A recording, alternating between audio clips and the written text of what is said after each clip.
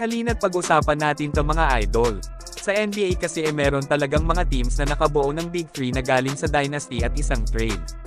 At ito nga yung mga trio na nakarating ng Western Conference Finals at Eastern Finals at nanalo pa ng championship. At ang una nga natin ay sila Ray Allen, Paul Pierce at Kevin Garnett para sa bagong generation ng NBA, at nanalo ng isang championship sa kanilang unang taon sa Boston matapos talunin ang Lakers duo nina Kobe Bryant at Paul Gasol noon. At ang sumunod nga natin ay ang trio ng Oklahoma City mga idol na sina Kevin Durant, Russell Westbrook at James Harden na talagang napakabata pa nila noon upang makarating sa Western Finals, na sa ngayon nga ang tatlong ito ay nanalo na rin ng MVP, na kung ito nga ay hindi nabuwag ay walang duda na pwede rin silang manalo ng kampyonato.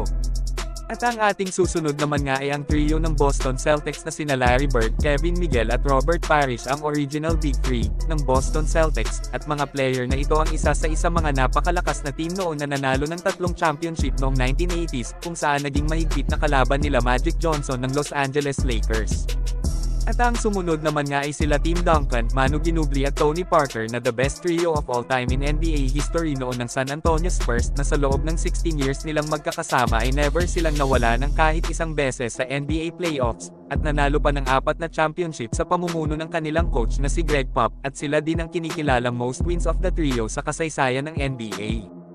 Na ang sumunod naman ay sila Kareem Abdul-Jabbar, James Worthy at Magic Johnson, na sa kanilang generation ay tinawag na Showtime Lakers dahil sa skyhook ni Jabbar, no look pass ni Magic at turnaround jumper ni James Worthy na tumatak sa mga fans noon at nanalo ng 3 kampyonato.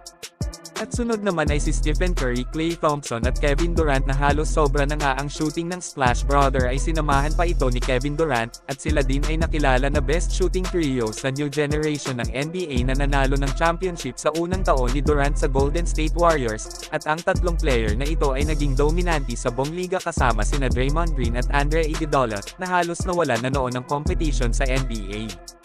At sunod naman ang Kyrie Irving, Kevin Love at LeBron James ng Cavaliers na nanalo ng isang kampyonato. Walang duda na malakas ang team na ito, na kung hindi lang nabuo ang super team ng Warriors ay malamang na hindi lang isang beses ito magkakapyon, at tinalo nga nila ang best record sa kasaysayan na may 73 wins and 9 losses ng Warriors.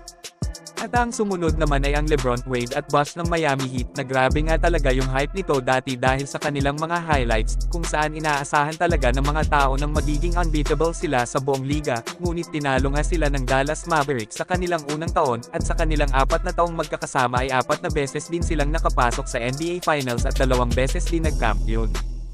At ang ating panghuli ay ang Jordan, Pippen at Rodman trio, at sa 3 taon nga nilang magkakasama at 3 beses din silang nanalo ng kampyonato, kung saan ganun ka-dominante ang kanilang Big Three, dahil sa kakaibang galing ni Rodman pagdating sa rebounding at point forward skills ni Pippen, at talino ni Jordan at coaching ni Phil Jackson, na hindi nga lang sila magaling sa opensa ang trio na ito kundi napaka-dominante din pagdating sa depensa.